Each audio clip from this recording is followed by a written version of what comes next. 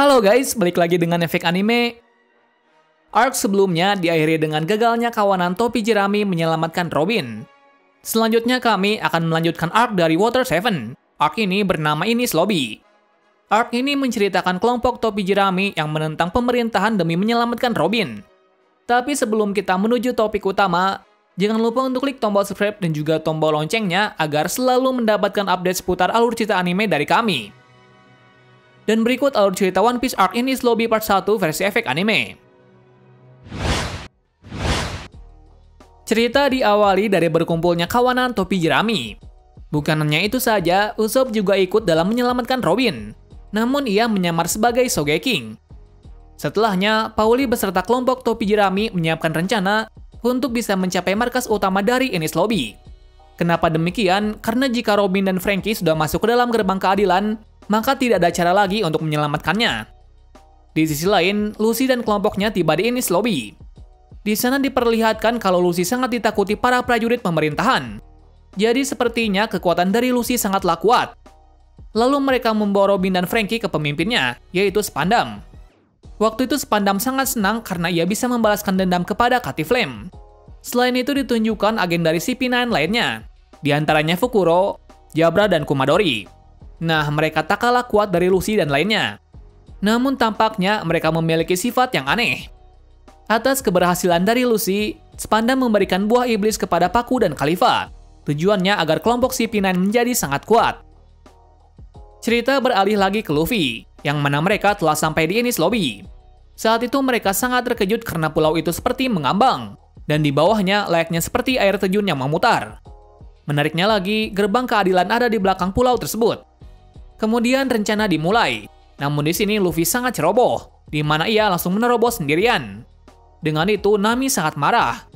Akan tetapi mereka tetap sesuai dengan rencana. Di sisi kelompok Franky dan Pauli, mereka juga masuk untuk membuka gerbang. Di gerbang pertama rintangan cukup mudah. Namun di gerbang kedua mereka dikejutkan dengan adanya dua raksasa, yaitu Kashi dan Oimo. Jadi mereka habis-habisan melawannya. Beruntungnya, Pauli bisa membuat raksasa itu terikat. Dan alhasil gerbang kedua terbuka. Beralih lagi ke Luffy. Dengan semangatnya, ia menerjang musuh yang ada di depannya. Bahkan dia berhasil melompati dua gerbang utama dari Enies Lobby. Di waktu itu ia cukup kesulitan, karena prajurit Marine berjumlah 10.000. Jadi ia harus melawan semuanya agar bisa ke gerbang utama. Lanjut ke arah Zoro dan lainnya, di mana mereka menerjang masuk dengan meluncur melewati pagar besi. Dan anehnya kereta itu terbang. Anehnya lagi, kereta tersebut bisa melewati dua gerbang secara langsung. Di sana diperlihatkan kebedasan dari dua monster kelompok topi jerami, di mana mereka dengan cepat menghabisi prajurit Marine. Lalu diperlihatkan pertarungan besar di antara topi jerami dan pasukan Marine. Setelah beberapa pertarungan, kelompok topi jerami berhasil sampai masuk ke gerbang utama Enies Lobby. Namun Usopp tertinggal saat menuju ke sana. Di waktu itu diperlihatkan hal yang menarik, di mana kawanan topi jerami sangat percaya kepada Usopp bahwa Usopp bisa menjaga dirinya. Cerita berlanjut saat Luffy tiba di atas gerbang utama. Di sana ia dikejutkan dengan adanya Bruno. Waktu itu Bruno sangat meremehkannya, karena di pertarungan sebelumnya, Luffy tidak bisa mengimbanginya. Lalu terjadilah pertarungan. Waktu itu Bruno terkejut dengan kemampuan Luffy sekarang, karena Luffy berhasil mengimbangi kekuatannya. Dengan terpojoknya, Bruno menggunakan kekuatan iblisnya yang mana ia membuat Luffy terpojok. Cerita berlanjut kembali ke arah Zoro dan lainnya, di mana mereka memutuskan masuk ke gerbang utama, karena sebelumnya mereka melihat Luffy yang bertarung melawan CP9. Setelah di dalam, mereka dihadang oleh orang yang kuat. Namun orang tersebut telah diatasi oleh kelompok Franky. Jadi Zoro dan lainnya menuju ke atas secara langsung. Namun di tengah perjalanan mereka menemui rintangan. Alur kembali lagi ke Usopp atau Sogeking, yang mana ia berada di dekat dua raksasa yang pingsan. Waktu itu Usopp sangat beruntung karena ia tidak dihabisi raksasa tersebut, melainkan dua raksasa itu malah membantunya. Kenapa demikian? Karena dua raksasa itu berasal dari Elbaf. Tak lain mereka berdua adalah anak buah dari Dory dan Brogy. Akan tetapi dua raksasa itu meninggalkan bosnya, lantaran melihat bosnya yang beradu harga diri. Jadi mereka memutuskan untuk pulang. Namun tak berapa lama ada kabar bahwa Dory dan Brogy ditangkap oleh pemerintah. Mendengar hal tersebut, dua raksasa itu pun langsung mencarinya. Namun di tengah perjalanan mereka ditangkap oleh pemerintah. Saat itu mereka diberi syarat untuk melindungi Enies Lobby selama 100 tahun. Jika berhasil, maka bosnya akan dibebaskan. Jadi selama ini dua raksasa tersebut tidak tahu kalau dirinya telah dibohongi oleh pemerintah. Alhasil Usopp dan dua raksasa tersebut bersekutu untuk membalaskan dendamnya. Dengan bantuan dari raksasa, Usopp dan Pauli bisa menuju ke gerbang utama dengan lancar. Adegan beralih ke Luffy. Saat itu Luffy mengungkapkan kalau dirinya berbeda dari sebelumnya. Karena jika dirinya tidak kuat, maka teman-temannya bisa menghilang. Di sini diperlihatkan kekuatan Luffy yang sesungguhnya, di mana ia menggunakan gear second. Nah, kekuatannya tercipta karena darahnya dipompa secara terus-menerus, yang kemudian menghasilkan kekuatan yang berkali-kali lipat. Namun efeknya tubuhnya akan cepat lelah. Nah, dengan kekuatannya tersebut membuat Bruno yang dalam mode terkuatnya kalah. Singkat cerita, Zoro dan lainnya tiba di atas gerbang. Bersamaan pula, Franky membuat Robin untuk mengungkapkan perasaannya kepada teman-temannya, karena di sana ia melihat persahabatan yang luar biasa. Lalu Robin meminta Luffy untuk tidak menyelamatkannya, dengan alasan ia hanya ingin mati. Tiba-tiba pula Spandam dan CP9 datang melihat hal tersebut.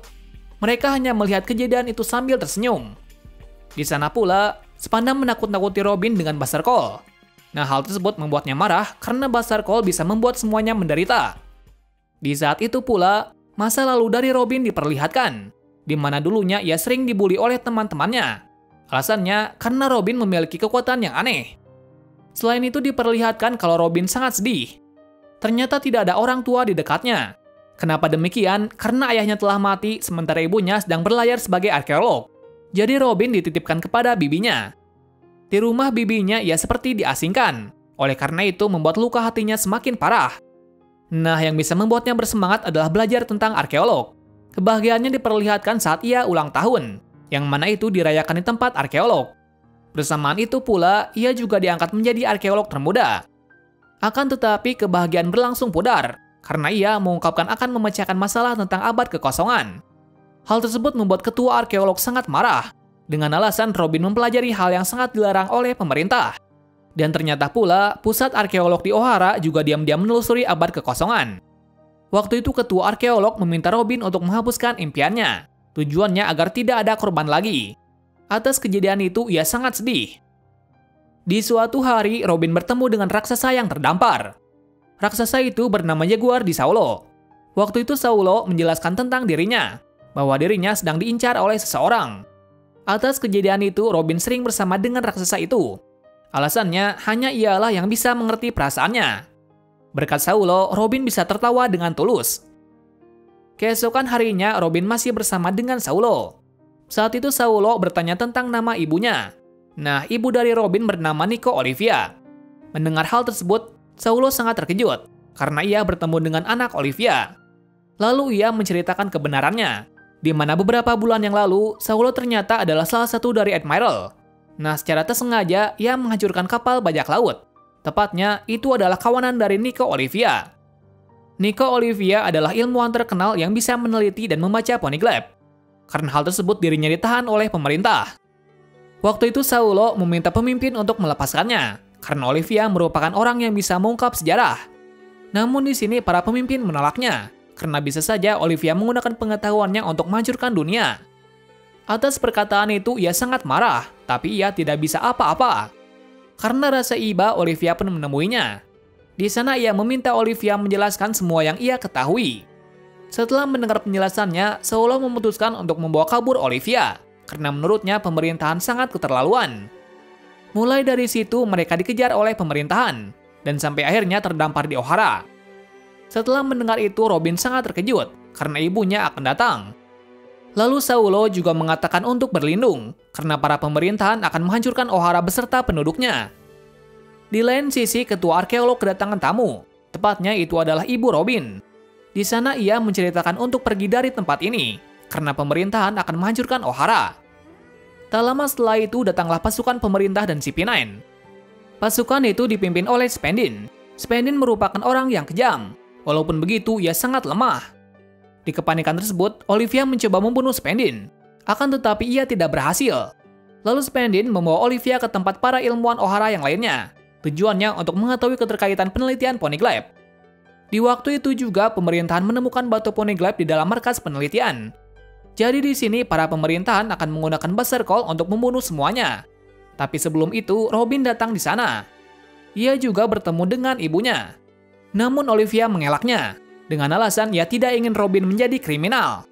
Nah, secara tak terduganya pula, ketua penelitian meminta Spendin untuk berbicara kepada Gorosei. Gorosei adalah orang yang paling tinggi di pemerintahan. Nah, ketua itu melaporkan hasil penelitiannya kepadanya. Ternyata hasil penelitian tentang abad kekosongan sangat mengejutkan, di mana ada jejak-jejak kota atau orang terkuat yang melebihi pemerintahan sendiri. Akan tetapi hal itu ditutupi oleh pemerintahan, mengingat zaman sebelum ada pemerintahan Meereen, ada abad yang lebih kuat. Jadi kesimpulannya, pemerintahan takut dengan adanya jejak Poneglyph. Oleh karenanya, Meereen akan membunuh orang yang mengetahui Poneglyph. Mendengar perkataan tersebut, Gorosei sangat marah. Lalu mereka meminta Spendin melakukan Buster Call, dengan alasan arkeolog O'Hara sudah terlalu jauh mengenai abad kekosongan. Di sini pula terungkap bahwa Robin juga bisa membaca Poneglyph. Tapi di sini Spendin membiarkannya, karena sesegera mungkin pulau ini akan hancur beserta penduduknya. Setelah mendengar hal tersebut, Olivia meminta maaf kepada Robin, karena ia telah melakukan hal yang membuat hatinya terluka. Tiba-tiba datang Saulo. Waktu itu Olivia minta Saulo untuk membawa pergi dari tempat ini, sementara dirinya dan ilmuwan lainnya akan melempar buku penelitian ke dalam sungai. Berikutnya diperlihatkan hal yang mengharukan, di mana Robin lagi-lagi akan kehilangan ibunya dan sendirian lagi. Namun Saulo mengatakan bahwa di dunia ini tidak ada seseorang yang sendirian, karena manusia ditakdirkan untuk bersama. Secara tak terduga, Saulo berhasil ditangkap oleh Admiral Kuzan. Di tengah pertikaian itu, Saulo meminta Robin untuk hidup demi ibunya dan O'Hara, karena hanya ialah yang bisa mengungkap sejarah. Dengan berat hati, Robin pun melarikan diri ke arah laut. Namun saat di tepi laut, ia dikejutkan dengan adanya Kuzan. Anehnya, Kuzan malah memberikan kapal kepadanya. Ia melakukan itu karena ia ingin melihat apa yang diperjuangkan oleh temannya. Atas peristiwa itu, Robin hidup sendirian. Sejak saat itu, ia berpindah-pindah tempat, karena para pemerintah telah memberikan bounty sebesar 80 juta berry. Bahkan ia juga ikut bersama dengan bajak laut untuk berlindung dari kejaran pemerintahan. Kembali ke cerita, yang mana Luffy dan lainnya meminta Robin untuk tetap hidup. Setelah mendengar itu, hati Robin terketuk, dan ia mengungkapkan bahwa ia ingin hidup bersama dengan mereka. Jadi sebelumnya Robin hanya lari dari kenyataan, bahwa bisa saja dirinya mengkhianati kelompoknya suatu saat nanti. Mungkin kita akhiri sampai di sini saja, karena pada arc ini banyak hal penting yang harus dibahas. Di part berikutnya, Luffy akan melawan CP9 untuk bisa menyelamatkan Robin. Terima kasih sudah menonton video ini dan sampai jumpa di video selanjutnya.